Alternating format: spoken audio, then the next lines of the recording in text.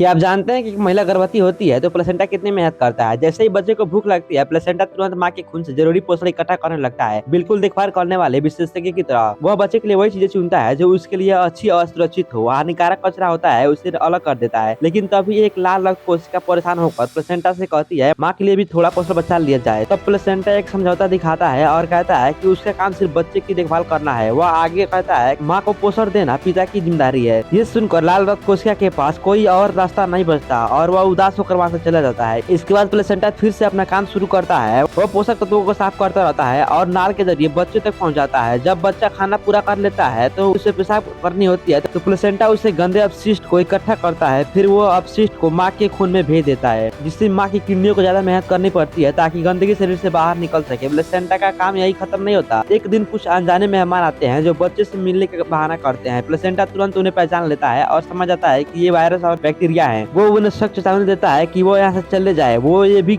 बोलता है अगर तुम नहीं गए तो माँ की सुरक्षा को शिकागो को बुला लेगा। डर के मारे वायरस और बैक्टीरिया वहाँ से भाग जाते हैं। इसके बाद प्लेसेंटा फिर बच्चों को आराम पहुँचाने में लग जाता है। तभी गर्भाशय हिलने लगता है। प्लेसेंटा समझ जाता है अब अलविदा कहने का समय आ गया है, क्योंकि माँ अब बच्चे को जन्म देने वाली है। वो बच्चे से कहता है कि बाहर जाने के बाद तुम जोर से रोना ताकि साबित हो सके कि वो अब खुद से सांस ले सकता है। फिर प्लेसेंटा बच्चे के सिर की स्थिति नीचे की ओर कर देता है ताकि जन्म लेना आसान हो जाए। इसी बीच बच्चा प्लेसेंटा से और खाना मांगता है, लेकिन प्लेसेंटा मना कर देता है। वो कहता है अब मेरा काम खत्म हो चुका है, अब बच्चे को बाहर की दुनिया से ही खाना लेना होगा। इतना कहते ही बच्चा माँ के शरीर से बाहर निकल जाता है। इसी तरह होता है बच्चे का जन्म। ऐसे ही और फैक्ट वीडियो के लिए सब्सक्राइब कर लेना।